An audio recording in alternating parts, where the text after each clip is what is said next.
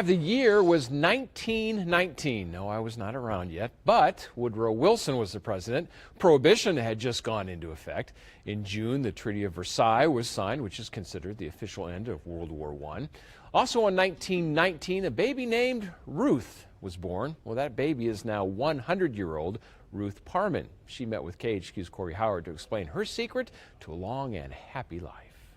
I want you to sign my guest book. A visit to Ruth Parman's house in Spokane Valley is a visit into the past, a well-documented past. And this is the bed that my grandmother was born on in 1857. How many people can say they still own the bed their grandmother was born on? But it's not just 162-year-old beds. Ruth's walls and shelves are adorned with family photos. Some recent, some a little crooked. Little offsides. Some old, some really old. This is my grandmother. And at least one extremely old and somewhat eerily familiar. I see the resemblance, right? Yeah.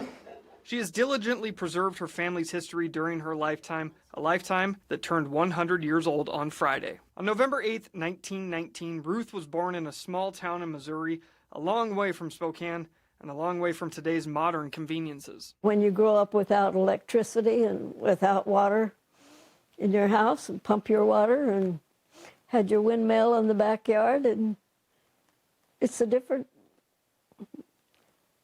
type of story. I had to wait till I was 7 years old and my brother was 6 so we could start to a country school 1.75 miles away from our home, and we rode a Shetland pony. Ruth has spent the last century living all over the country. She was married to her husband Lauren for 58 years before he passed in 2003. She has successful children and grandchildren spread across the country. Now, she lives alone in Spokane Valley. And while she lives alone, she's hardly ever actually alone. Surrounded by the unconditional support of her neighbors, her church, and her philanthropic organization that helps provide educational opportunities to women. She stays busy. Of course, I had to ask the obligatory, what's the key to a long life question? And she immediately had an answer. I really feel that faith in God is most important. If you didn't have that for your future, it would be desolate. Her faith is just one of the 3 F's Ruth credits to her longevity. Family and friendship are the other 2.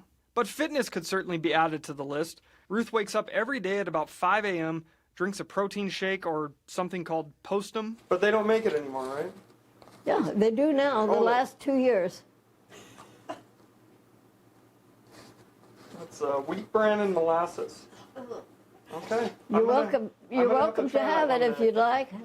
Oh, I don't want to take your Postum, no. Then she begins her activities.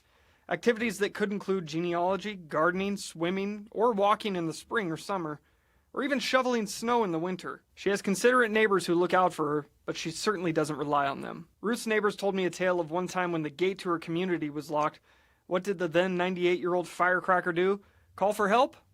Not Ruth. So I just crawled under. Yeah, anybody can do that.